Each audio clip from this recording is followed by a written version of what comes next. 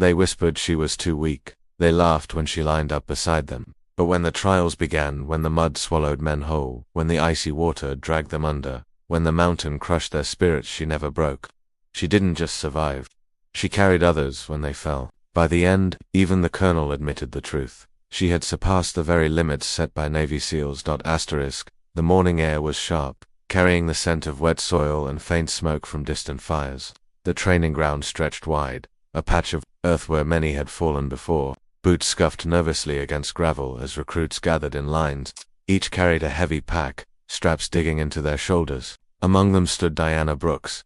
She was not tall, not loud, not someone who looked like she belonged in a place built to crush the strongest. Her brown hair was tied neatly, her uniform spotless, her stance quiet but firm, yet whispers floated around her like gnats.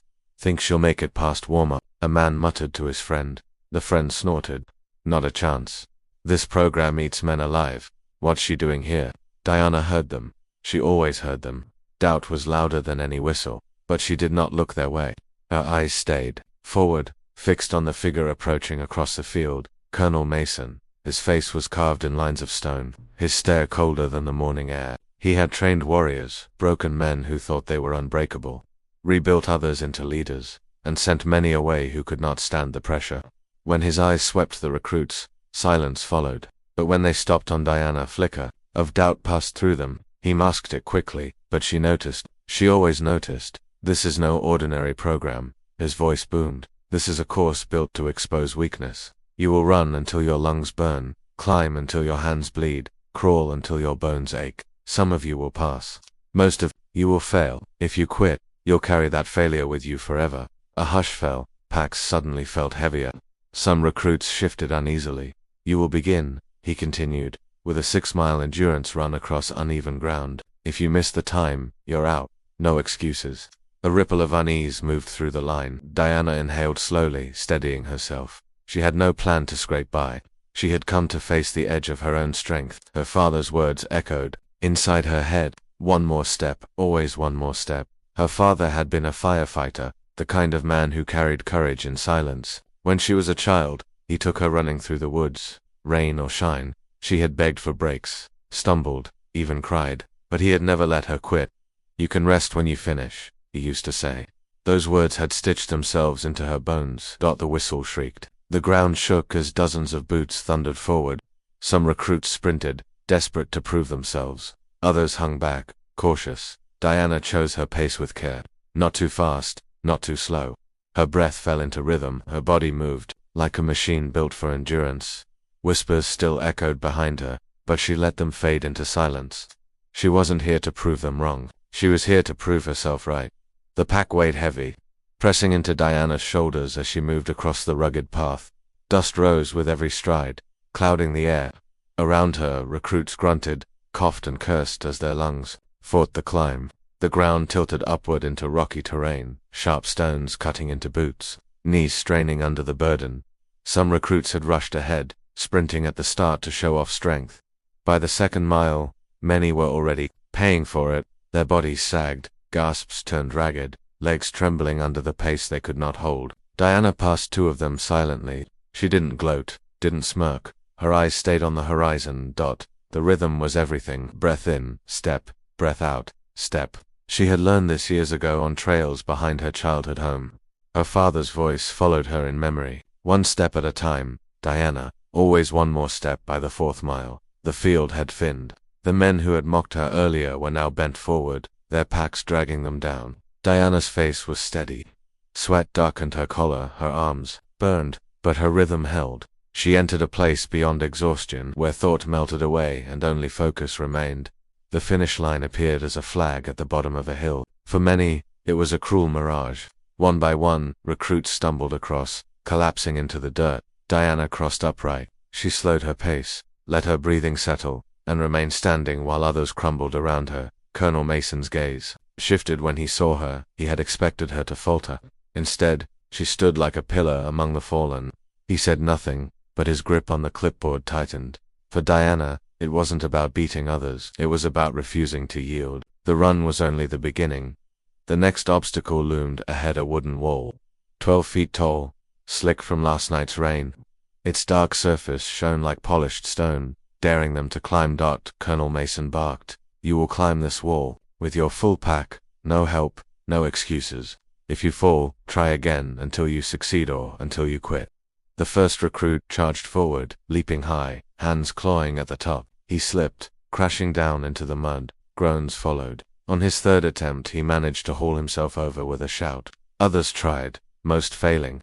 The wall punished recklessness. Diana studied their movements. She noticed where their grip slipped, where panic stole control. When her turn came, she tightened her straps, inhaled deeply, and ran. Her hands met the wood. Her body moved with precision. She climbed slowly, deliberately, as if each motion had been calculated in advance.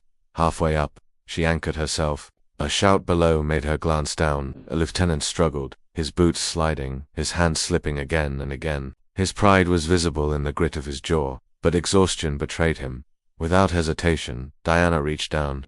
Take my hand, she said firmly. He hesitated, then grabbed it.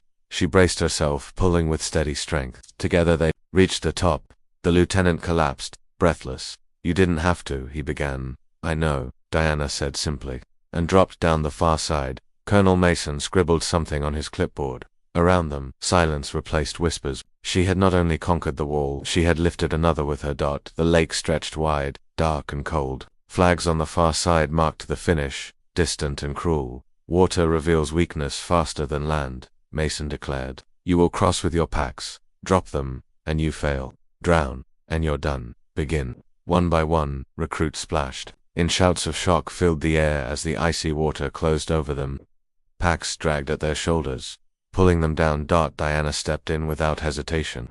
The cold gripped her like iron, but she steadied her breath. She swam in long strokes, her rhythm calm, her body moving with control. Panic wasted energy. She would not waste energy halfway across. A cry split the air. A man ahead flailed wildly, sinking under the weight of his pack. His eyes widened in terror before his head dipped beneath the surface. Diana turned sharply. Instinct screamed to stay on course, but another voice, one stronger, commanded her to act. She swam hard, muscles burning, until she reached him. Grab the strap, she shouted. He struggled, choking, panic in his eyes. Stop fighting, she barked. The sharpness in her tone cut through his fear. He froze just long enough for her to hook her arm through his strap. With powerful kicks, she dragged him forward. Her lungs burned, her arms shook, but she refused to let go. At last her boots scraped mud. She hauled him onto the bank, coughing and gasping, before standing tall herself, dripping but steady. Colonel Mason's jaw tightened as he watched. He didn't speak, but his eyes betrayed something rare. Respect. The pit stretched wide, filled with thick mud broken by jagged wooden stakes. Pools of brown water glistened under a gray sky. It looked more like a battlefield than training. This mud will not yield to force, Mason said coldly. It punishes impatience. Cross it with your packs. If you panic, you fail. A soldier muttered. Mud pit. More like a grave. Show us. Then Mason snapped. The man stepped in, tried to rush, and within seconds sank to his thighs. He fought harder, cursing, only to sink deeper. The mud always won against desperation. Diana entered quietly. The cold muck wrapped her boots, pulling at her legs. She didn't fight. She leaned forward, shifting her weight, sliding her steps as though she walked on fragile ice. Slowly, steadily, she moved. To her left. A recruit screamed, trapped to his thighs. He struggled, sinking deeper. I can't, he gasped. Forward, not up. Diana called to him. Push, don't pull. She reached out, blocking her fingers with his. Together they dragged him free, step by step. She crossed the pit. Mud streaked her uniform, smeared her face, but her composure never cracked. When she reached the far bank, she pulled herself out and stood tall once again. The whispers had changed now. No mockery, no doubt, only silence and respect. That night, around the fire, recruits spoke in hushed tones. She pulled Alvarez through the mud. She carried Mitchell across the lake. She hasn't cracked once. Diana sat apart, eating her ration in silence. She wasn't here for their words. She was here for herself. Colonel Mason watched her from the shadows. For the first time, he wrote a single word in the margins of his note.